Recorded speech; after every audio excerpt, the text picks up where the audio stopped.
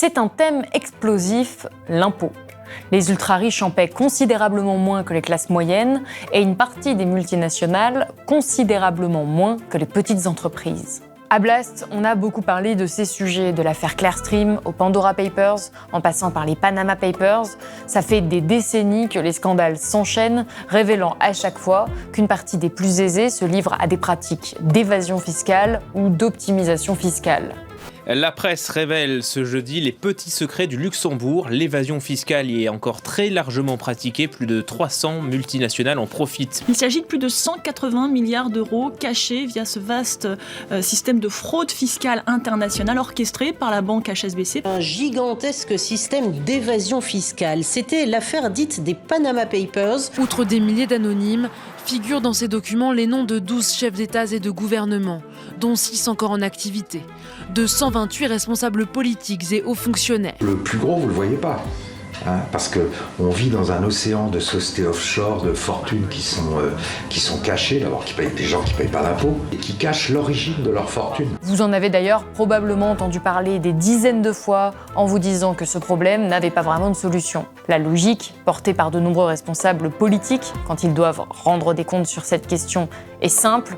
Dans un contexte mondialisé, si l'on taxe des entreprises ou des individus qui ont les moyens de s'exiler, ils vont fuir notre territoire et donc on ne pourrait rien faire. Seulement cette idée reçue est en train d'être dynamisée par un économiste qui fait bouger les lignes ces dernières années. Il s'appelle Gabriel Zucman et ses travaux sur l'évasion fiscale, qui rencontrent un large écho, mènent à des conclusions très différentes. Non seulement l'évasion fiscale existe toujours, mais nous aurions des solutions à la pelle pour y faire face. Et non, il n'y a pas besoin d'attendre que tous les pays s'y mettent pour que ce soit efficace. Aujourd'hui, l'Observatoire européen de la fiscalité, dont il est le directeur, sort un nouveau rapport que Blast a pu se procurer en exclusivité, qui offre des informations inédites. Que représente l'évasion fiscale aujourd'hui ? Quelles en sont les conséquences sur nos sociétés ? Quel impact ont eu les outils fiscaux mis en place ces dernières années ? Comment pourrions-nous lutter concrètement contre ces privilèges des plus aisés ? Enfin, quelles mesures Emmanuel Macron pourrait-il mettre en place, là, demain, à l'échelle de la France, pour changer les choses ? C'est à ces questions que l'on va répondre dans cet entretien économique sur Blast.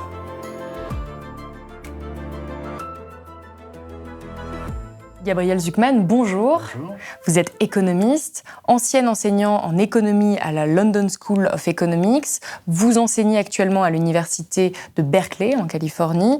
Vous êtes connu pour vos travaux sur l'évasion fiscale et les inégalités. Et vous avez récemment reçu la prestigieuse médaille John Bates Clark. Alors, c'est un prix qui est considéré comme l'une aujourd'hui des plus prestigieuses récompenses accordées aux chercheurs en sciences économiques. L'Association américaine d'économie qui vous l'a décerné a expliqué que vos recherches apportent certaines des meilleures preuves concernant l'importance de l'évasion fiscale, forçant les économistes à reconnaître que le phénomène est plus important qu'initialement envisagé. Résultat, la presse vous surnomme l'économiste de la justice fiscale ou encore l'économiste que les hauts patrimoines ne peuvent pas encaisser. Vous êtes également le directeur de l'Observatoire européen de la fiscalité et vous venez de publier aujourd'hui, jour de diffusion de cette émission, un nouveau rapport détonnant sur l'évasion fiscale, sur la fiscalité à l'international. Alors ce rapport, écrivez-vous, résume le travail mené par plus de 100 chercheurs du monde entier et constitue, selon vous, la première tentative systématique de faire le bilan de cette révolution informationnelle. Des rapports sur l'évasion fiscale, il y en a énormément, on en a déjà beaucoup parlé à Blast, ça donne souvent des estimations qui sont différentes de l'évasion fiscale. Pour la France, on parle souvent d'estimations allant de 60 à 100 milliards d'euros de pertes chaque année à cause de ça. Mais évidemment, on manque de données, on manque de chiffres précis. Donc ma question pour commencer, c'est en quoi votre rapport est différent de ceux qu'on a pu avoir déjà des ONG les années passées et surtout, sur quelles données fiscales est-ce que vous vous êtes appuyé ? Alors, au cours des dernières années, il y a eu des efforts internationaux majeurs pour essayer de lutter contre l'évasion fiscale. Et nous, ce qu'on essaie de faire dans ce rapport, c'est de dresser le bilan, finalement, de qu'est-ce qui a vraiment marché et qu'est-ce qui a moins fonctionné. Donc, c'est le premier rapport qui essaye de dire, bon, aujourd'hui, en 2023, qu'est-ce qui a fonctionné dans ces différentes initiatives et qu'est-ce qui n'est pas à la hauteur des problèmes. Et on peut résumer simplement les résultats en disant c'est comme dans le film The Good, the Bad and the Ugly. C'est-à-dire qu'il y a des approches qui ont bien fonctionné, qui ont permis de réduire l'évasion fiscale. Il y en a d'autres qui sont bien en deçà des attentes. Et puis, il y a des sujets très importants qu'on n'a même pas commencé à traiter encore. Donc, qu'est-ce qui a bien marché ? Et c'est important de commencer par là, parce que des fois, il y a des progrès comme ça qui arrivent, et il faut s'en féliciter. Qu'est-ce qui a bien marché ? C'est la révolution en matière de lutte contre l'évasion fiscale offshore, c'est-à-dire la dissimulation des patrimoines dans les paradis fiscaux. Jusqu'à 2017-2018, c'était vraiment très facile pour les grandes fortunes de dissimuler, de planquer de l'argent dans des comptes en Suisse, à Singapour, aux îles Caïmans. Bon, il y a de très nombreux exemples qui nous viennent en tête. Pourquoi ? Parce qu'il y avait un secret bancaire complet, c'est-à-dire que les banques dans ces pays-là ne communiquaient pas d'informations aux administrations fiscales françaises ou des autres pays. Depuis 2017, ça a complètement changé. La régulation d'ensemble a profondément évolué parce que maintenant, il y a un échange automatique de données. Ça veut dire quoi ? Ça veut dire que si vous avez un compte à l'étranger, en principe, la banque concernée doit en informer l'administration fiscale compétente. Alors bien sûr, ce serait un peu naïf de penser que les mêmes banquiers suisses qui, pendant des décennies, ont aidé leurs clients à se soustraire au fisc, parfois en allant assez loin, en dissimulant des relevés de compte dans des magazines sportifs, en transportant des diamants dans les tubes de dentifrice. Enfin bon, que toutes ces personnes-là, aujourd'hui, coopèrent de façon parfaitement honnête avec les administrations fiscales du monde entier, ce serait un peu naïf. Mais néanmoins, ce que les recherches actuelles démontrent, c'est qu'il y a eu de gros progrès en matière de réduction de cette fraude fiscale-là. Donc concrètement, aujourd'hui, comme il y a 10 ans, comme il y a 20 ans, il y a de l'ordre de 10% du PIB mondial en fortune offshore, c'est-à-dire en patrimoine qui sont détenus dans des institutions financières à l'étranger, en Suisse ou dans les autres centres de gestion de fortune internationale.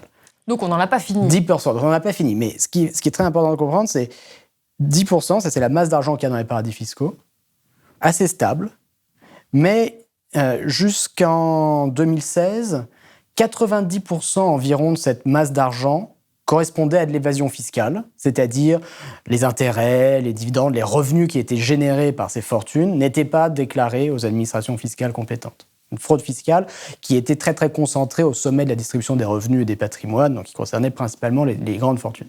90% correspondait à de l'évasion fiscale. Aujourd'hui, c'est plutôt de l'ordre de 30% qui correspond à de l'évasion fiscale. Pourquoi ? Parce qu'il y a 70% de ces fortunes qui avant étaient dissimulées et qui maintenant sont déclarées au fisc français ou aux autres administrations fiscales. C'est peut-être le moment de faire un petit point lexical, justement, avant d'aller un petit peu plus loin, puisque c'est un entretien on parle d'évasion fiscale. Vous, de quoi parle votre rapport et quelle distinction vous établissez entre l'évasion fiscale, la fraude fiscale ou l'optimisation fiscale, qui sont des termes qu'on va utiliser pendant cet entretien ? La fraude fiscale, c'est vraiment, vous touchez un revenu, vous devriez le déclarer, vous ne le déclarez pas, c'est blanc ou noir. C'est-à-dire que c'est illégal. Vous enfreignez la loi, c'est illégal. Après, il y a tout un tas de pratiques qui sont à la frontière entre ce qu'on qualifie de fraude fiscale ou d'évasion fiscale, donc illégale, et ce qui est parfois appelé l'optimisation fiscale, qui est légale. Donc il y a la fraude, l'évasion d'un côté illégale, l'optimisation où on reste dans la frontière de la légalité, et puis il y a tout un entre-deux. Et c'est en fait cet entre-deux qui est le plus intéressant. Et quand on parle d'évasion fiscale ? Quand on parle d'évasion fiscale, ça va être à la fois la fraude, ce qui est clairement illégal, et puis tout cet entre-deux, toute cette zone grise entre l'illégalité très, très claire et la légalité. Alors quelle est cette zone grise ? Ça, c'est vraiment intéressant. Dans la pratique fiscale des sociétés multinationales, des grandes fortunes, souvent, il y a la création de sociétés écrans ou de structures intermédiaires à des fins d'optimisation, mais qui, en fait, pourraient être qualifiées d'évasion fiscale ou de fraude fiscale. Je vais vous donner 2 exemples très simples, ça va être plus simple à comprendre comme ça. souvent, la façon dont ce débat est très intéressant, parce que souvent, la façon dont les grandes fortunes, les multinationales se défendent, c'est qu'elles disent « Ah non, tout ce qu'on fait est parfaitement légal, c'est de l'optimisation, on est dans le cadre de la loi, circuler, il n'y a rien à voir ». En pratique, les choses sont plus compliquées pour la raison suivante. Dans la loi de la France, de la plupart des pays, il y a des clauses qui s'appellent des clauses de substance ou des règles anti-abus, qui consiste à dire que si une structure est créée avec le seul but d'échapper, enfin de réduire sa facture fiscale, alors cette structure-là est illégale. Or, quand on regarde ce que font les grandes sociétés multinationales ou certaines grandes fortunes, en fait, ils passent leur temps à créer des structures de cette nature-là. Par exemple, si on regarde les sociétés multinationales, vous prenez Alphabet, Google, en 2003, juste avant d'entrer en bourse, ils ont créé une filiale aux Bermudes, qui est une île où le taux d'imposition sur les sociétés est 0%, et en gros, il ne se passe strictement rien. Ils ont créé une filiale aux Bermudes, et ils ont transféré à cette filiale aux Bermudes une partie de leur propriété intellectuelle. De 2003 à 2020, cette structure a permis à Google d'enregistrer des centaines de milliards de dollars de bénéfices aux Bermudes, sujets à un taux d'imposition de 0%. Alors quand on leur dit c'est de l'évasion fiscale, vous avez mis centaines de milliards de dollars aux Bermudes où il ne se passe strictement rien, ils vous répondent « Ah non, c'est de l'optimisation, on est dans la frontière de la légalité ». En revanche, en réalité, les choses sont beaucoup plus compliquées parce que cette structure aux Bermudes, tout le monde comprend. Pourquoi êtes-vous implanté aux Bermudes ? La seule raison légitime, c'est pas parce qu'il y a des ingénieurs particulièrement qualifiés qui ont développé des algorithmes particulièrement sophistiqués. La seule raison derrière la création de cette structure, de cette société écran, c'est bien sûr d'échapper à l'impôt.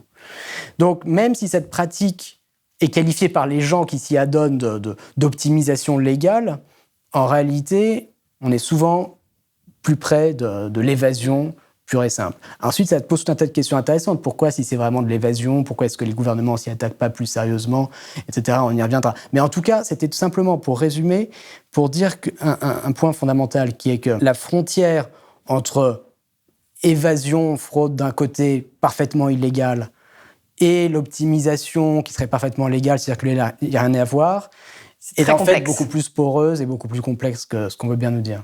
Mais de manière générale, c'est un sujet qui est éminemment complexe, qui demande une certaine connaissance de la loi, des intérêts, de ce qui se passe à l'international, et on a souvent la sensation qu'on n'a pas de prise là-dessus, et voire même que c'est trop compliqué, qu'on n'arrive pas à saisir complètement ce qui se passe. Donc l'objectif d'un entretien comme ça aujourd'hui, c'est vraiment d'arriver à éclairer peut-être les personnes qui nous regardent, et c'est aussi, je crois, l'objectif de votre rapport, de faire le point sur ce que vous dites, ce qui a marché, ce qui n'a pas marché. Quelles sont les nouvelles données auxquelles vous avez eu accès qui font que ce rapport se distingue, encore une fois, des autres rapports qui ont été publiés jusqu'à présent ? Avec les évolutions qui ont eu lieu ces dernières années, la création de l'échange automatique d'informations bancaires que j'évoquais à l'instant et d'autres évolutions sur la taxation des sociétés multinationales sur lesquelles on reviendra, il y a eu en quelque sorte un big bang informationnel, c'est-à-dire que ces nouvelles politiques ont conduit à la création de nouvelles sources de données qui sont typiquement confidentielles, c'est-à-dire qu'elles ne sont pas en libre accès, mais qui sont disponibles au sein des administrations fiscales.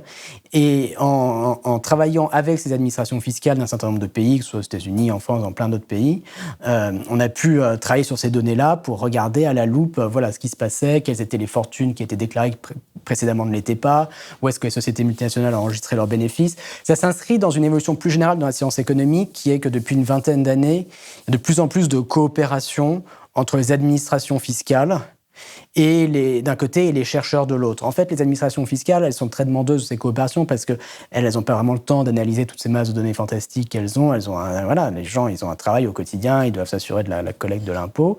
Les chercheurs, eux, ils sont ravis d'avoir accès à ces données particulièrement détaillées, très riches. Et eux, c'est le luxe d'être chercheur, c'est qu'on a le temps, on a toute sa journée pour travailler sur ces données et essayer de les faire parler.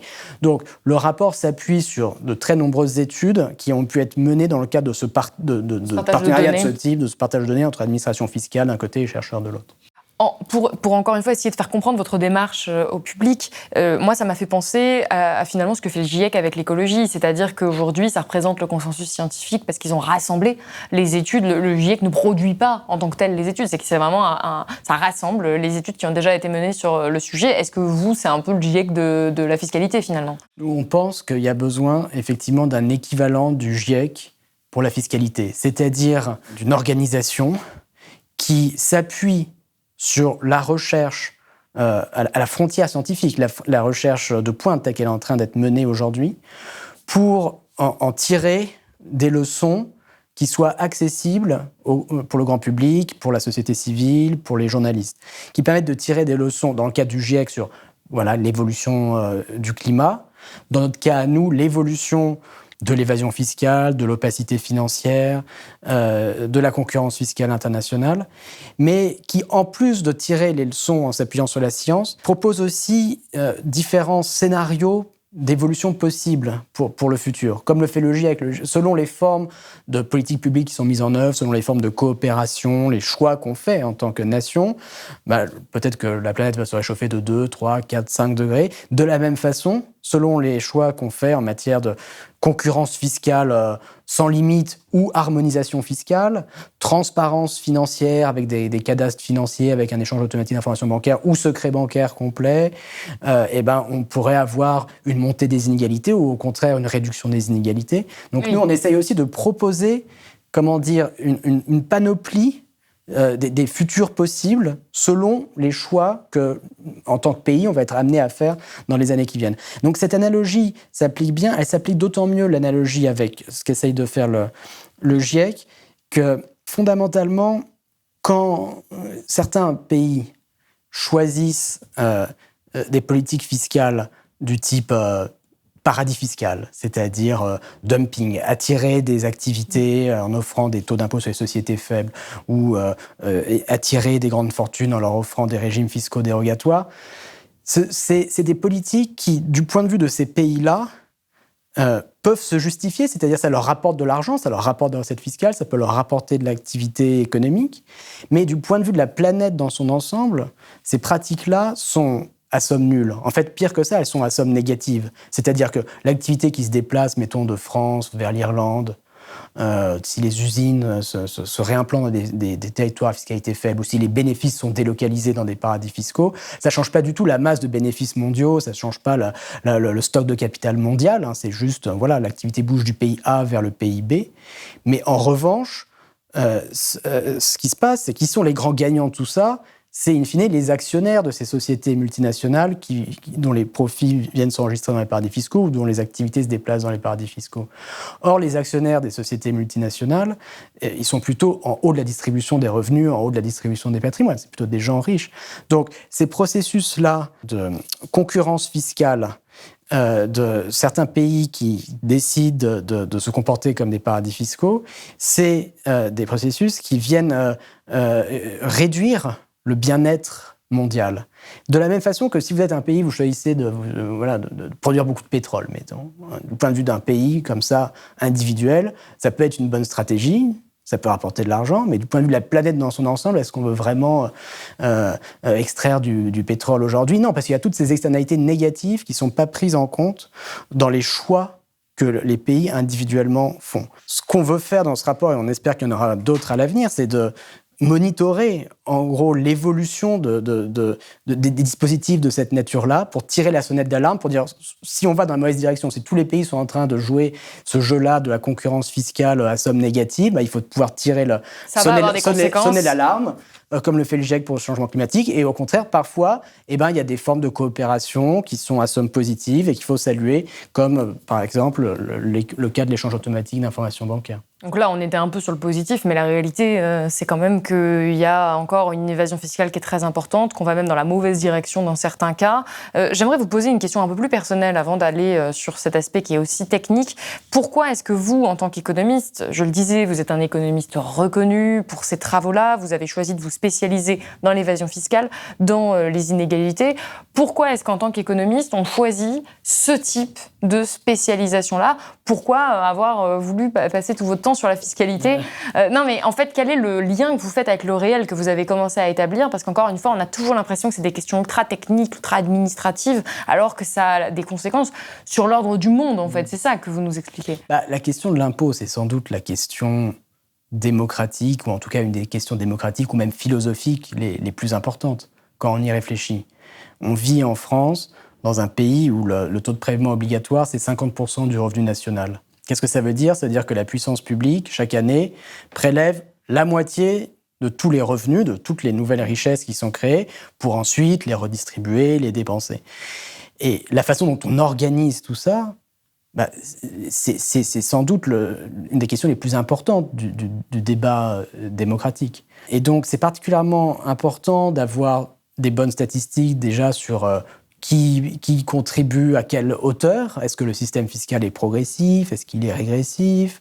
Et c'est particulièrement important de pouvoir évaluer les efforts qui sont faits pour lutter contre les différentes formes d'évasion fiscale. Et puis, si on est attaché à ce modèle social qui repose sur des taux de prélèvement obligatoires importants, il est vraiment essentiel de comprendre quelles sont les réformes qui vont permettre que ce système-là soit soutenable à l'avenir. C'est-à-dire qu'il y a beaucoup de gens qui sont laissés convaincre que finalement, dans une Union européenne très intégrée, dans un monde globalisé très intégré, il était impossible d'avoir à la fois l'ouverture économique internationale et de l'autre la justice fiscale, la progressivité fiscale, de taxer les hauts revenus, de taxer le capital, de taxer les grandes fortunes. Et donc finalement que le seul choix, la seule alternative, c'était soit de fermer les frontières, soit d'abandonner tout idéal de justice fiscale et de progressivité de l'impôt. Mais c'est là où il y a de l'espoir. Et nous, ce qu'on essaie de dire, c'est que fondamentalement, cette vision-là est erronée, c'est-à-dire qu'il y a 1000 façons concrètes de combiner, de réconcilier l'ouverture économique internationale d'un côté avec la justice économique, la justice fiscale, la progressivité de l'impôt de l'autre. Et on pense que c'est essentiel d'arriver à cette réconciliation pour la soutenabilité de nos systèmes fiscaux, pour éviter, pour s'assurer qu'il n'y ait pas une explosion des inégalités à l'avenir. Oui, parce qu'on a commencé cet entretien finalement en disant on a mis fin à l'opacité fiscale. Effectivement, il y a des progrès, mais globalement, le constat que vous dressez, c'est qu'il y a encore une évasion fiscale extrêmement importante que vous évaluez à 1000 milliards de dollars à l'échelle mondiale en 2022, ce qui est quand même absolument colossal. Vous ne donnez pas de chiffres précis pour la France, mais je le disais, souvent on établit quand même ça entre 60 et 100 milliards en fonction des évaluations. Il y a des personnes qui affirment qu'aujourd'hui, c'est bon, on n'a plus de paradis fiscaux, notamment à cause d'un accord qui a été particulièrement important dans la lutte contre l'évasion fiscale, ou en tout cas dans l'histoire de la lutte contre l'évasion fiscale, qui est un accord dont on avait déjà parlé ici sur ce plateau avec l'un de ces acteurs, c'était Pascal Saint-Amand, qui nous expliquait qu'en 2021, les membres de l'OCDE ont signé un accord qui impose aux multinationales un taux d'imposition minimum de 15% pour tout le monde. Donc c'est ce qui était absolument historique et qui nous disent Pascal Saint-Amand nous disait sur ce plateau, c'est ça qui met fin à l'existence de ces paradis fiscaux et c'est une véritable victoire. Vous êtes beaucoup plus prudent, plus nuancé sur cette question. Vous expliquez que ça n'a pas du tout eu les effets escomptés et que les bénéfices escomptés ont été divisés par 2. Pourquoi? Alors, il faut d'abord commencer par effectivement saluer cet accord et cette volonté. C'est-à-dire qu'il faut bien avoir conscience qu'il s'agit, à certains égards, d'un tournant historique. En 2021, vous avez 140 pays qui se mettent d'accord pour dire on va avoir un taux plancher minimum pour l'imposition des bénéfices des sociétés multinationales, ce sera 15%.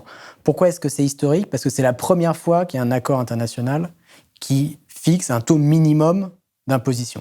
Jusqu'à récemment, tout le monde nous disait « c'est impossible, vous n'y songez pas, comment voulez-vous que tous les pays se mettent d'accord sur un taux minimum, il y aura toujours des paradis fiscaux qui voudront 0%, on ne peut rien y faire ». Là, c'était la preuve que, en fait, s'il y a la volonté politique, c'est possible de se mettre d'accord sur des formes concrètes d'harmonisation fiscale. Donc c'était quand même conceptuellement un gros progrès. Le problème qui s'est passé, c'est que depuis, cet accord a été en partie détricoté. Finalement, c'est la montagne qui accouche d'une souris.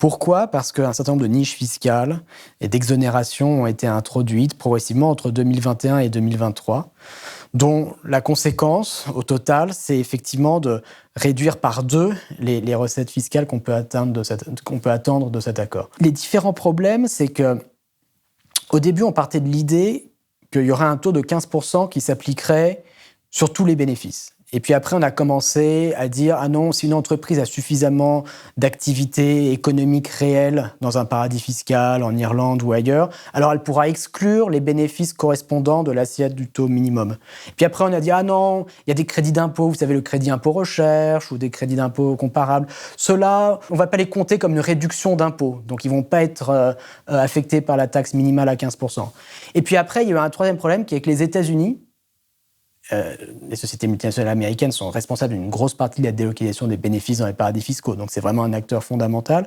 Les États-Unis n'ont pas ratifié l'accord. Alors, ils le font souvent. Hein. Il y a encore un parallèle pertinent avec le climat. Les accords de Kyoto, les États-Unis promettent qu'ils vont y participer, puis c'est jamais ratifié par le Congrès américain. Là, c'est la même chose. En 2021, ils promettent, ah oui, la taxe minimale à 15%, et puis après, pas de ratification au Congrès, les lobbies se mettent en œuvre et bloquent la ratification au Congrès, même quand les démocrates avaient la majorité et contrôlaient les 2 chambres du Congrès américain.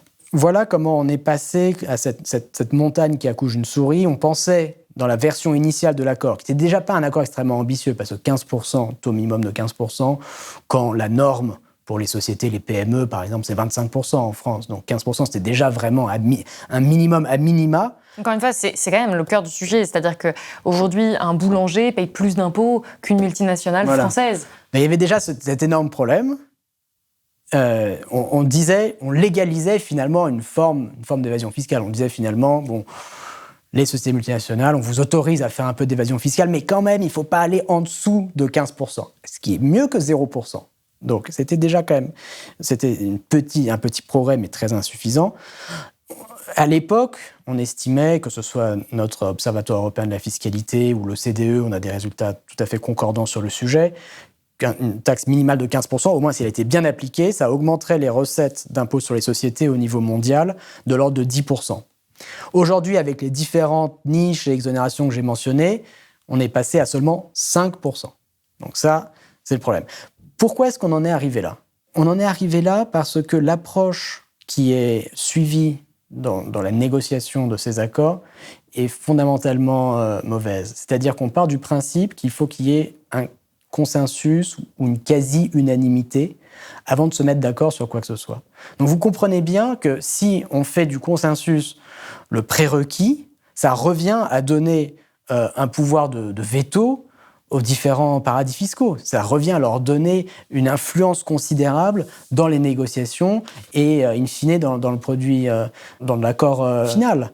Et donc, ce qui s'est passé, c'est que les différents paradis fiscaux ont dit « Ah non, nous, on ne signe pas si vous n'introduisez pas telle exonération, tel traitement spécifique pour les crédits d'impôt. » Sur certains sujets, la France, d'ailleurs, a fait alliance avec ces paradis fiscaux. Sur la question, par exemple, du traitement préférentiel des crédits d'impôt, la France était également de l'idée qu'il ne fallait pas compter, mettons, le crédit d'impôt recherche comme une réduction d'impôt et que c'était très important que des entreprises puissent continuer à payer moins de 15% d'impôts si elles avaient un gros crédit d'impôt recherche. Donc, dans certains cas, on a fait alliance, en quelque sorte, avec les paradis fiscaux. Mais surtout, ce qu'il faut comprendre, c'est que si on se lie les mains comme ça, en partant du principe qu'il faut qu'on se mette tous d'accord, à l'évidence, l'accord final ne peut être que très décevant. On y reviendra un petit peu justement sur les solutions que vous proposez, parce que justement vous proposez de changer de logiciel, en fait, de changer de paradigme. Il faut changer d'approche. Mais j'aimerais vraiment qu'on reste sur ce constat, c'est que donc c'est clairement décevant. Ce que vous dites, c'est cette montagne qui a accouché d'une souris, qu'on est loin d'avoir mis fin à l'évasion fiscale et qu'aujourd'hui les multinationales peuvent encore s'adonner à tout type de optimisation, évasion fiscale, mais en tout cas d'échappement à l'impôt, parce que c'est bien de ça dont il est question. Alors, on pourrait en discuter encore des heures, mais là, pour ça, on peut aussi lire votre rapport ou les différents résumés de votre rapport qui vont être publiés. J'aimerais qu'on vienne sur un autre de vos combats, qui est celui contre l'évasion fiscale des milliardaires, qui sont donc à distinguer tout de même des multinationales. Vous aviez fait un petit peu sensation sur le plateau de C'est ce soir il y a quelques mois, quand vous aviez déclaré que la France était un paradis fiscal pour milliardaires et que tout le monde semblait découvrir que la fiscalité des très très très riches, donc vous parliez des 380 plus grosses fortunes de France, était très réduite. Vous disiez qu'elles étaient de moins de 2%. Le problème fondamental, c'est les milliardaires et aussi le fait qu'ils vraiment ils payent très peu d'impôts. Voilà, c'est ça qui pose problème. Parce qu'ils payent très peu d'impôts, ça veut dire que le reste de la population doit payer plus d'impôts. En l'occurrence, les milliardaires français, une de leurs spécificités, c'est qu'ils payent vraiment particulièrement peu, quasiment zéro. C'est-à-dire la France, c'est un paradis fiscal pour les ultra-riches. Et c'est ce que vous réitérez comme affirmation dans ce rapport. Vous expliquez que les milliardaires aujourd'hui ne payent quasiment pas d'impôts. Comment est-ce que c'est possible ? La stricte vérité, c'est la triste réalité, qui est qu'effectivement, les milliardaires français ont des taux effectifs d'imposition sur leurs revenus de l'ordre de 2%. Qu'est-ce que ça veut dire ? Ça veut dire, sur les milliards d'euros de dividendes qui sont versés par exemple, LVMH à la famille Arnault, ou par Kering aux actionnaires de Kering, ou par L'Oréal à la famille Bettencourt, etc. Le taux effectif d'imposition sur ces milliards-là est de 2% en moyenne pour les milliardaires français. Comment est-ce que c'est possible ? C'est en raison de l'utilisation quasi systématique de sociétés écrans. C'est-à-dire que l'essentiel de la fortune des milliardaires français, c'est des actions, et pour beaucoup, c'est des actions dans des sociétés qui sont cotées en bourse, comme LVMH, Kering, L'Oréal, etc.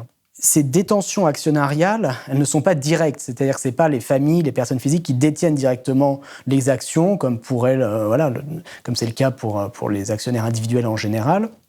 De façon systématique, ces grandes fortunes interposent des sociétés holding personnelles, qui sont en gros des sociétés écrans. Donc ce sont ces sociétés-là qui sont les actionnaires de L'Oréal, les actionnaires de LVMH, etc. Ce sont ces sociétés-là ensuite qui touchent les dividendes qui sont payés par ces entreprises. Et quand ces dividendes sont versés aux sociétés écrans, ils ne sont sujets à aucun impôt sur le revenu des personnes physiques. C'est comme ça que des milliards peuvent être distribués aux grandes fortunes françaises en échappant à l'impôt sur le revenu quasiment complètement. Donc le taux effectif n'est que de 2%. C'est une faillite véritablement dramatique de l'impôt sur le revenu français. C'est-à-dire que l'impôt sur le revenu est censé être la pierre angulaire de la progressivité fiscale. Le but de l'impôt sur le revenu, en quelque sorte, c'est d'annuler la régressivité des autres impôts. Donc, par exemple, il y a une grosse TVA en France, il y a beaucoup d'impôts à la consommation, très régressifs, qui touchent plus les classes populaires, les classes moyennes. Et l'impôt sur le revenu est censé être progressif, c'est-à-dire que son taux est censé augmenter avec le niveau de revenu. Là, c'est le cas jusqu'à un certain niveau de revenu, puis sauf tout en haut de la distribution, pour les milliardaires, l'impôt sur le revenu disparaît. Il s'évapore. C'est-à-dire qu'il faut bien se rendre compte que si toutes les milliardaires français, à peu près les 75 milliardaires résidents en France, demain choisissaient de déménager et de s'installer aux îles Caïmans, mettons, ça n'aurait quasiment aucun impact sur les finances publiques de la France. C'est pour ça que vous dites que la France est un paradis tous les fiscal. milliardaires français, ils vont s'installer aux îles Caïmans, et comme ils ne payent quasiment pas d'impôt sur le revenu aujourd'hui, ils paieraient pas zéro. Là, aujourd'hui, c'est très très faible. Demain, ce serait zéro. Ça n'aurait quasiment aucun impact sur les finances publiques de la France. Alors, d'où la France, oui, paradis fiscal pour milliardaires. C'est le cas. Alors, il faut ajouter que la France n'est pas la seule dans ce cas. C'est-à-dire qu'il y a beaucoup d'autres pays qui sont des paradis fiscaux pour milliardaires. Alors, ce n'est pas forcément exactement au même degré, mais moi, j'avais fait une étude il y a quelques années sur le cas des États-Unis, où on voyait le même problème de régressivité fiscale, où les taux effectifs d'imposition s'effondraient, en tout cas baissaient assez nettement pour les milliardaires. Alors, ce n'est pas qu'ils payaient 2% d'impôts sur leur revenu, en pourcent de leur revenu économique, c'était plutôt de l'ordre de 8%. Mais dans tous les cas, c'est très très faible par rapport à leur patrimoine. C'est-à-dire qu'on regarde la France, les États-Unis, on regarde aussi le cas des Pays-Bas, où il y a des très bonnes données dans le rapport. Les milliardaires payent de l'ordre de 0 à 0,5% de leur patrimoine en impôts chaque année, en impôts sur le revenu et en impôts sur la fortune quand ils existent. 0 à 0,5%. Les États-Unis sont plus proches de 0,5%, la France va être plus proche de 0%, mais dans tous les cas, c'est très très faible. Et là, il y a un problème fondamental de soutenabilité, d'acceptabilité de l'impôt quand il y a une telle régressivité du système fiscal. Et il y a un problème de finances publiques tout bête qui est juste, certes, ce sont très peu de contribuables, mais comme ils ont beaucoup de revenus et beaucoup de patrimoine, le fait de ne pas taxer ces revenus, de ne pas taxer ces patrimoines, ça représente des pertes de recettes fiscales sonnantes et trébuchantes qui sont tout à fait significatives. Alors oui, vous dites que c'est des pertes significatives, mais vous l'avez évoqué assez rapidement, l'acceptabilité. C'est important, je trouve, de souligner. Quel est le problème que ça pose, selon vous, quand on a quelques milliardaires ? Parce que c'est un argument qu'on va beaucoup nous ressortir. Effectivement, ces quelques dizaines, centaines de milliardaires ne paient pas leurs impôts. Mais est-ce que c'est si grave puisqu'ils sont si peu nombreux finalement, tant que la majeure partie des gens payent leurs impôts ? C'est-à-dire que c'est difficile ensuite de demander davantage d'efforts aux Français. Et il y a des besoins importants pour financer la lutte contre le changement climatique, pour investir dans la santé, pour investir dans l'éducation, dans la recherche et l'innovation, etc., qui vont être les moteurs de la croissance économique du XXIe siècle. Donc il y a des besoins qui sont clairement identifiés. C'est difficile de dire aux Français, vous devez faire des efforts, quand les plus fortunés ne payent quasiment aucun impôt personnel. Donc c'est ça le problème d'acceptabilité fondamentale. Et puis après, il y a un problème, si vous voulez, plus immédiat de finances publiques, oui, qui est qu'on a, dans le contexte post-Covid, post-pandémie, des déficits publics assez élevés, une dette publique élevée, des taux d'intérêt sur la dette publique qui augmentent. Donc il y a quand même besoin d'une certaine consolidation budgétaire, de réduction des déficits. Et donc la question c'est, face à ces déficits publics, qui on met à contribution ? Il semble le plus logique, c'est de mettre à contribution les acteurs économiques qui ont un déficit fiscal, c'est-à-dire qui payent moins que les autres acteurs économiques. Et en l'occurrence, il y a deux grands types d'acteurs économiques qui ont un déficit fiscal important aujourd'hui, les milliardaires et les grandes sociétés multinationales. Et donc si vous prenez la France, juste pour qu'on comprenne ce que ça veut dire très précisément dans le cas français, si au lieu que le taux effectif d'imposition s'effondre comme ça pour les grandes fortunes, on s'assurait que le système fiscal n'est pas régressif, c'est-à-dire que le taux effectif d'imposition ne baisse pas pour les milliardaires par rapport aux gens juste en dessous. Ça pourrait rapporter de l'ordre de 0,5 à 1 point de PIB de recettes fiscales. Le produit intérieur brut. Le produit intérieur brut par année. Si pour les sociétés multinationales, maintenant, on revenait à l'esprit de l'accord international. Juste pour qu'on ait quand même une notion, c'est plusieurs milliards d'euros qui pourraient être rattrapés chaque année. Alors le PIB le produit intérieur brut de la France, c'est à peu près 2500 milliards d'euros. Donc 1 point de PIB, c'est 25 milliards d'euros. Voilà, donc les milliardaires, il y en a très peu, mais ils ont énormément de revenus, ils ont énormément de patrimoine, ils payent très peu d'impôts. Donc si on disait non, attention, il ne faut pas qu'ils payent moins que la moyenne des Français. Il faut que leur taux d'imposition, en pourcent de leurs revenus, soit au moins celui de la moyenne des Français. Ça pourrait augmenter les recettes fiscales de l'ordre de 0,5 à 1 point de PIB. Première chose. Deuxième chose, les multinationales. On a un taux minimum à 15% qui va entrer en vigueur à partir de 2024, mais mité d'exceptions, de niches fiscales. Si on revenait à l'esprit de l'accord de 2021, c'est il n'y a pas très longtemps, et qu'on augmentait légèrement le taux à 20% au lieu de 15%, c'est 1 point de PIB de recettes fiscales supplémentaires. Donc vous voyez qu'en allant collecter le déficit fiscal des multinationales, le déficit fiscal des milliardaires, déjà on peut collecter de l'ordre de 2 points de PIB de recettes fiscales supplémentaires, ce qui dans l'équation budgétaire de la France, quand on parle d'un objectif de déficit public de 3% du PIB par année, et là il y a 2 points de PIB sur très peu de milliardaires, très peu de sociétés multinationales qui ont bénéficié énormément de la mondialisation et qui sont sous-taxées aujourd'hui, voilà, ce serait vraiment incompréhensible de se priver de ces recettes fiscales-là.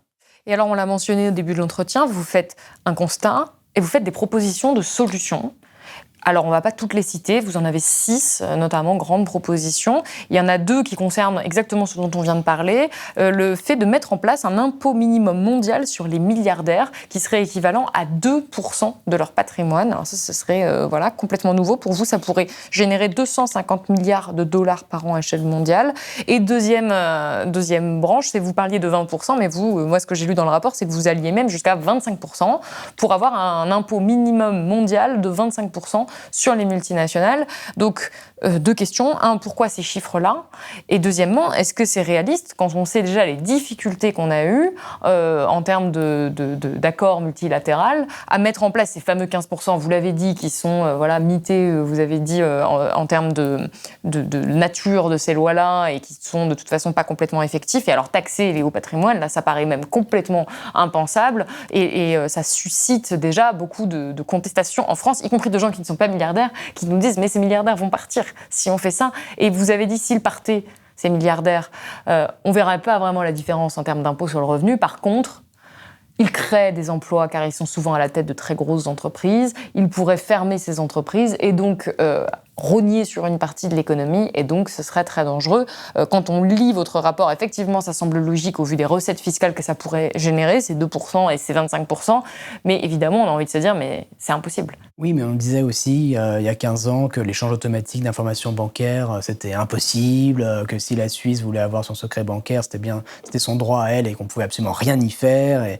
Et on nous disait aussi, il y a encore 5-10 ans, qu'un taux minimum d'imposition commun, c'était impossible. On n'aurait jamais d'accord international de cette nature.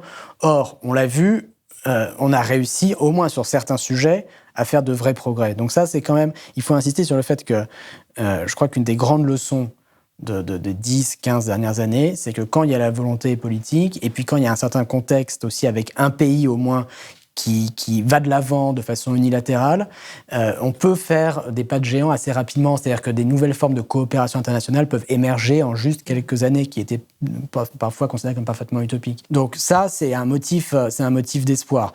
Ensuite, concrètement, comment progresser sur ces questions ?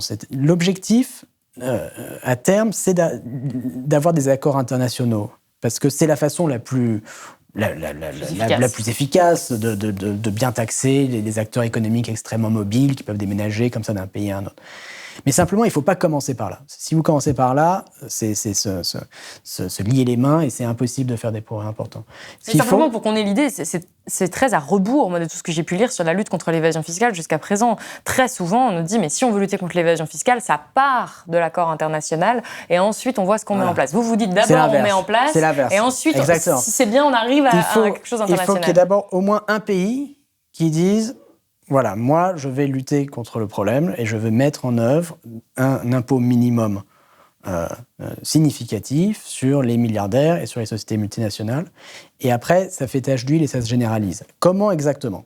C'est ça la grande question. Comment exactement ? Il faut qu'il y ait des pays qui jouent le rôle de collecteur fiscal en dernier ressort. Qu'est-ce que ça veut dire ? Chaque pays est libre de choisir ses taux d'imposition. Si l'Irlande veut choisir 6% ou les îles Caïmans 0%, c'est leur droit. Mais il faut qu'il y ait des pays qui disent si une entreprise a payé peu d'impôts à l'étranger et qu'elle veut avoir accès à notre marché, eh bien nous allons faire payer à cette entreprise les taxes qu'elle n'a pas payées à l'étranger. Donc concrètement, il faut venir collecter le déficit fiscal des sociétés multinationales en échange de leur donner le droit d'accès à notre marché. Donc si vous prenez le cas, prenons le cas d'Apple. Voilà, prenez Apple. Et vous dites, la France, demain, disons à partir du 1er janvier 2024, dit, bon, Apple, si vous voulez avoir accès au marché français, vous devez vous rapprocher de la norme, qui est la norme française, et il y a tout un tas de normes pour accéder au marché aujourd'hui, des normes environnementales, enfin dans plein de domaines. Il faut que vous vous rapprochiez de la norme française, qui est la norme, en France, c'est 25%, le taux d'impôt sur les sociétés. Donc on peut calculer le déficit fiscal d'Apple par rapport à cette norme de 25%. Qu'est-ce que ça veut dire ? C'est-à-dire on peut dire, si Apple payait 25% d'impôts dans chaque pays où ils enregistrent des bénéfices, ils devraient payer, mettons, 10 milliards de dollars de plus d'impôts que ce qu'ils payent aujourd'hui. D'accord ? Donc, ils ont un déficit fiscal de 10 milliards par rapport à cette norme de 25%. Ça, on peut faire ce calcul. Première étape. Deuxième étape, la France peut dire, voilà, si vous voulez avoir accès à notre marché, on va venir collecter une partie de ce déficit fiscal. Quelle partie ? On va regarder où se situent vos clients. On va regarder où est-ce que vous faites votre chiffre d'affaires, vos ventes. Donc, si vous faites, par exemple, 10% de votre chiffre d'affaires mondial en France, on va venir collecter 10% de votre déficit fiscal mondial. Donc, dans mon exemple, on va dire, si vous voulez continuer à avoir accès au marché français, il faut payer 10% des 10 milliards, 1 milliard supplémentaire d'impôts à la France. Et pourquoi Apple ferait ça ? Pourquoi est-ce qu'Apple ferait ça ? Parce que si la France est un gros marché pour Apple, ils ne vont pas quitter le marché français. Même avec les impôts, ce sera quand même rentable pour eux. C'est juste pour les... En gros, prenez le cas limite où Apple ou n'importe quelle entreprise fait 100% de son chiffre d'affaires en France. Donc la France dirait juste, on collecte 100% de notre déficit fiscal, c'est-à-dire votre taux d'imposition, c'est 25%. Ce qui est le taux normal d'une entreprise française, c'est la loi. Le taux d'IS en France, c'est 25%. Si pour une entreprise multinationale, la France ne représente qu'une toute petite partie de leur activité, de leur chiffre d'affaires, l'impôt qu'on leur demanderait de payer, ce serait qu'un tout petit impôt. Pour eux, ce serait vraiment de deuxième ordre. Donc ce qui est très important, c'est de comprendre l'idée que n'importe quel pays peut choisir de collecter une partie des taxes que les paradis fiscaux choisissent de ne pas collecter. D'accord ? Eux, c'est leur droit. Ils ne veulent pas taxer les multinationales, ils ne veulent pas taxer les milliardaires. Mais nous, les pays où l'activité économique a lieu, les consommateurs sont situés, on peut venir collecter ces impôts qui ne sont pas payés à présent. Et c'est très difficile pour les entreprises d'échapper à ce type d'imposition parce qu'elles ne peuvent pas délocaliser leurs clients. C'est très facile de délocaliser vos chiffres d'affaires, votre vos usines aux Bermudes ou vos profits. Mais en tout cas, les clients, ils sont en France, on ne peut pas les envoyer aux Bermudes.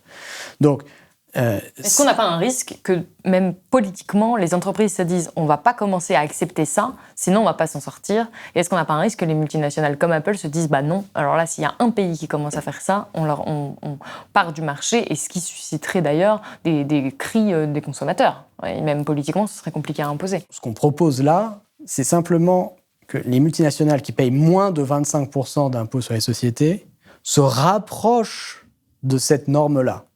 Qu'elles s'en rapprochent très près si elles ont une grosse partie de leur chiffre d'affaires en France, ou qu'elles en restent assez éloignées si elles n'ont qu'une petite partie de leur chiffre d'affaires en France.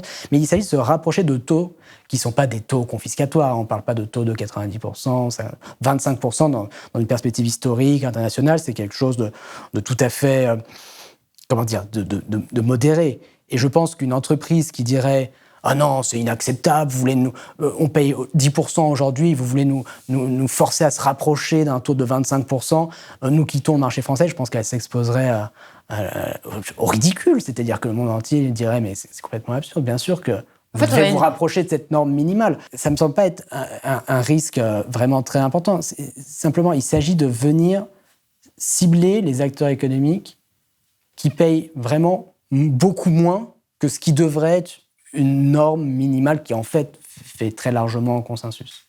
Et je reviens sur les milliardaires, parce qu'on en a beaucoup parlé, notamment avec le don de Bernard Arnault de 10 millions d'euros au Resto du Cœur à la rentrée, où ça a encore renouvelé le débat sur les milliardaires et sur la fiscalité des milliardaires. Les chiffres de vos études, vos interventions ont été cités, sont revenus à ce moment-là. Et ce qui a beaucoup été dit par les gens qui défendaient Bernard Arnault, c'était « mais il y a une mentalité anti-riche en France, on n'aime pas les gens qui réussissent, et Bernard Arnault crée beaucoup d'emplois, donc certes, il ne paie pas ses impôts comme tout le monde, mais par rapport à ce qu'il apporte avec sa société, notamment LVMH, on s'exposerait à de plus grands risques en allant lui faire une chasse fiscale qu'en le laissant tranquille. Qu'est-ce que vous répondez à cet argument qui, encore une fois, est très présent dans le débat médiatique, dans l'espace public ? On aimerait tous individuellement pouvoir payer moins d'impôts, et voilà, si on pouvait tous payer zéro, tout en ayant des services publics extrêmement performants, un système éducatif, des soins de santé de haute qualité, ce serait l'idéal. Mais c'est pas possible, d'accord ? Donc si on est attaché à un certain modèle social, et il y a de bonnes raisons d'y être attaché, c'est-à-dire que des services publics de qualité, une éducation de qualité, des soins de santé, des infrastructures publiques, c'est vraiment le cœur, c'est le cœur de la croissance économique. C'est la croissance économique de demain, elle va venir de ces investissements-là. Si on est attaché à ce modèle social-là, c'est difficile de comprendre comment il peut être soutenable si on permet aux gens qui ont des fortunes les plus élevées, les revenus les plus élevés, de ne pas y contribuer. Je pense que tout le monde comprend que ça peut pas vraiment fonctionner comme ça. Il y a un débat tout à fait légitime à avoir sur le niveau de progressivité idéal, jusqu'où il faut que l'impôt monte pour les très hauts revenus. Mais l'idée que plus vous êtes riche, et quand vous êtes extrêmement riche, vous devez avoir le droit de ne rien payer ou presque. Et souvent, on nous oppose le pragmatisme. On nous dit, ouais, d'accord, c'est très bien un impôt pour tout le monde, mais concrètement, ils sont tellement puissants que c'est risqué. C'est effectivement, en pratique, le débat est plutôt de cette nature-là. C'est-à-dire que la plupart des gens sont d'accord pour dire, ah oui, il faut qu'il y ait des normes de progressivité fiscale minimale. Et les milliardaires payent 0 les gens sont d'accord. ou 2%, c'est inacceptable. Mais en revanche, beaucoup de gens, effectivement, sont sincèrement persuadés que c'est pas vraiment possible de les faire payer plus qu'actuellement, parce que si vous essayez de les taxer, ils vont se délocaliser en Suisse. La menace permanente. C'est l'exil fiscal. Alors là, ce qui est vraiment très important de comprendre, c'est qu'en réalité, il y a des solutions très pragmatiques à ce risque d'exil fiscal. Donc, quelles sont les solutions ? Il faut d'abord comprendre les choix qui sont faits aujourd'hui avant qu'on puisse comprendre les autres choix qu'on pourrait faire. Aujourd'hui, il y a 2 cas polaires. Il y a le cas des États-Unis, et puis il y a en gros tous les autres pays, y compris la France. Les États-Unis disent, OK, si vous avez la nationalité américaine, la citoyenneté américaine, par exemple, vous êtes né aux États-Unis, donc vous avez la nationalité américaine, vous devez payer des impôts aux États-Unis, où que vous viviez dans le monde, jusqu'au restant de vos jours. Par exemple, quelqu'un qui est né aux États-Unis et qui ses parents déménagent à l'âge de 2 mois, doit continuer à payer des impôts jusqu'au restant de ses jours aux États-Unis. Cas polaire numéro 1. La France et les autres pays, c'est le cas polaire inverse. C'est l'exact opposé. C'est-à-dire, en France, on dit, OK, si vous avez passé toute votre vie en France, vous êtes devenu extrêmement riche, vous êtes devenu milliardaire en France, et maintenant, vous choisissez de vous installer en Belgique ou en Suisse, et au 1er janvier de l'année prochaine, vous n'avez plus rien, plus un centime d'impôt à payer en France. Voilà les 2 choix qui sont faits aujourd'hui. Nous, ce qu'on explique, c'est qu'il y a tout un tas d'autres choix intermédiaires qui pourraient être faits, et qu'en fait, ces 2 cas polaires sont insatisfaisants l'un comme l'autre. Le cas américain insatisfaisant, parce que quelqu'un qui aurait passé que 2 mois aux États-Unis, pourquoi cette personne devrait payer jusqu'au restant de ses jours des impôts aux États-Unis, surtout si elle n'a pas des hauts revenus, c'est un peu difficile à comprendre. Mais surtout, de façon plus problématique, le cas français. Vous êtes devenu milliardaire en France. Si vous êtes devenu milliardaire en France, vous avez passé 60, 70 ans en France, c'est quand même en partie parce que vous avez bénéficié de l'éducation, des services publics, des biens publics, des infrastructures, de l'accès au marché. Donc il n'y a aucun droit naturel à s'expatrier une fois fortune faite et à ne plus avoir 1 euro à payer. Juste donc, pour revenir, je rebondis sur ce que vous dites, vous avez bénéficié d'éducation, on ne parle pas de votre éducation, on parle de vos salariés, du fait que si vous pouvez créer une entreprise qui prospère, c'est parce qu'il y a des gens qui sont en bonne santé, qui ont des moyens de transport, qui peuvent venir jusqu'à votre entreprise, qui sont éduqués, qui sont qualifiés, et que ça, c'est grâce au système public, parce qu'on a tendance à l'oublier. Que la création de richesse, c'est toujours en partie une création sociale. Personne ne crée une grande société multinationale comme ça, dans le vide, sans avoir bénéficié de toutes les dépenses publiques, de toutes les dépenses sociales qui ont permis à ce business d'être prospère, de s'étendre à l'international. Donc, la création de richesse est toujours une création, en partie une création sociale. Voilà les choix qu'on pourrait faire. On pourrait dire très, très concrètement, si vous avez vécu longtemps en France. Le critère, c'est pas la nationalité. Le critère, c'est est-ce que vous avez vécu longtemps en France. Et si vous êtes devenu très riche en France, on peut discuter qu'est-ce que ça veut dire très riche. Très bien. Et troisièmement, maintenant, si vous décidez de déménager dans un territoire à fiscalité faible, si ces 3 conditions sont remplies, la France va continuer à vous taxer après votre départ, comme si vous n'étiez pas parti. C'est-à-dire, la France va venir collecter votre déficit fiscal. Va venir dire, bon, maintenant, vous vivez dans un canton suisse, vous payez quasiment pas d'impôts, mais nous, on va considérer que non. Vous devez continuer à payer des impôts en France, comme si vous étiez résident fiscal français, pendant au moins un certain nombre d'années. On peut discuter, 5 ans, 10 ans, 15 ans. Mais ça illustre un point fondamental, qui est que la concurrence fiscale internationale, c'est pas une espèce de loi de la nature, une espèce de fatalité comme ça, et que, bon, les riches, si on les taxe, forcément, ils vont partir et on peut rien y faire. Non, non. Aujourd'hui, on les laisse partir en leur disant « Oh, si vous partez, vous n'aurez plus rien à payer ». Mais on pourrait tout à fait dire, et les États-Unis le font maladroitement, mais on pourrait tout à fait dire « Si vous partez, non, si certaines conditions sont remplies, nous allons continuer à vous taxer ». Et donc, ça vient enlever les incitations à se délocaliser à des fins purement fiscales. Et ça passe par des changements de loi. Et donc, c'est un peu aussi le mot de conclusion quand on parle de ce rapport-là. Et c'est ce que vous avez écrit, que l'évasion fiscale n'est pas une loi de la nature, mais un choix politique. Et qu'on voudrait nous faire croire que c'est une forme de fatalité, mais c'est vraiment un choix qu'on a fait collectivement. Et on peut changer les choses déjà unilatéralement. Moi, c'est vraiment le message que je retiens, selon vous en tout cas, et selon toutes ces recherches aussi que vous avez accumulées, que vous avez synthétisées dans ce rapport. J'aimerais terminer avec une question peut-être peut-être plus, pas philosophique, mais plus économique au sens large, sur la croissance économique que vous avez évoquée, puisqu'on parle de plus en plus, dans le cadre de la crise écologique, du fait de devoir changer d'indicateur, de ne plus se référer au PIB comme étant le seul indicateur de la santé économique d'un pays. Vous dites comme argument pour défendre toutes ces mesures que ça va rapporter beaucoup parce que les milliardaires sont des milliardaires, qu'ils ont énormément de richesses, que les multinationales continuent à prospérer et à accumuler énormément de richesses et à faire beaucoup de bénéfices. Mais c'est souvent à cause ou grâce à des activités polluantes. On sait que les trains de vie des multimilliardaires ne sont pas soutenables, qu'ils ont accumulé aussi leur fortune en partie avec des activités qui ne sont pas durables, qu'on ne va pas pouvoir continuer à conserver. Est-ce que vous avez intégré cette donnée écologique dans toute cette pensée de la fiscalité des ultra-riches et des multinationales ? Oui, c'est une excellente question. L'outil fiscal a un énorme rôle à jouer dans la lutte contre le changement climatique. Le problème, c'est que les instruments fiscaux qui ont été utilisés jusqu'à présent pêchent par leur injustice et leur simplisme. C'est-à-dire qu'on a tout misé sur des taxes carbone régressives ou qui viennent raboter tout le monde au même taux, alors même que, et vous l'avez bien dit, les émissions carbone sont extrêmement inégalitaires, que les grandes fortunes et les hauts revenus émettent beaucoup plus de carbone que les classes moyennes, les classes populaires.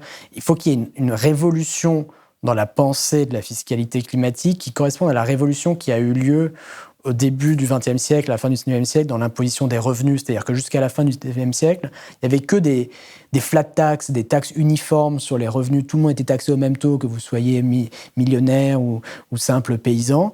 Et puis, à la fin du XIXe siècle, début du XXe siècle, c'est la naissance de l'impôt progressif. Alors, plus votre revenu est élevé, plus le taux marginal d'imposition va être élevé. Il faut qu'on évolue dans cette direction-là pour la fiscalité carbone. C'est la façon la plus à la fois puissante et juste et logique pour lutter contre le changement climatique. Et dernière question, je vous avais dit que c'était la dernière, mais il en restait une dernière. Demain, vous êtes nommé ministre de l'économie par Emmanuel Macron, qui vous laisse les mains complètement libres, qui vous dit « vous pouvez faire ce que vous voulez ». Qu'est-ce que vous faites passer là demain, en 2023, comme loi à l'échelle française en termes de fiscalité ? C'est les deux principales préconisations du rapport. Donc, premièrement, nous créons un impôt minimum sur les milliardaires, sur les très grandes fortunes plus généralement, de 2% du patrimoine, c'est-à-dire que vous ne devez pas pouvoir payer moins de 2% de votre fortune chaque année en impôt sur le revenu et IFI. Voilà. On change la loi. On crée cette nouvelle taxe minimale. Et on vient aussi dire, elle va s'appliquer aux milliardaires français, mais on est cohérent, on va aussi l'appliquer aux milliardaires étrangers, dans la mesure où les milliardaires étrangers ont une partie de leur fortune provient de la détention d'entreprises qui sont présentes en France, etc. Donc, on va taxer les milliardaires mondiaux à notre échelle. Première chose, je pense que là, il y a un point de produit intérieur brut de recettes fiscales supplémentaires sonnantes et trébuchantes. Deuxième chose, les sociétés multinationales, on a cet accord qui a été ratiboisé sur la taxe minimale à 15%, mais nous, on est plus ambitieux. En France, on va mettre un impôt minimum de 25% sur les sociétés multinationales. Pareil, qu'elles soient françaises ou étrangères. Si elles payent trop peu à l'étranger, on va venir collecter une partie de leur déficit fiscal. Et voilà un point de PIB supplémentaire de recettes fiscales, Monsieur le Président de la République. On peut déjà commencer avec ça. Peut-être qu'il regarde cet entretien. Merci beaucoup, Gabriel Zucman, d'avoir été avec nous. On est très heureux de vous avoir reçu sur le plateau de Blast. Merci à vous. J'espère que cette vidéo vous a plu et que vous y avez appris des choses.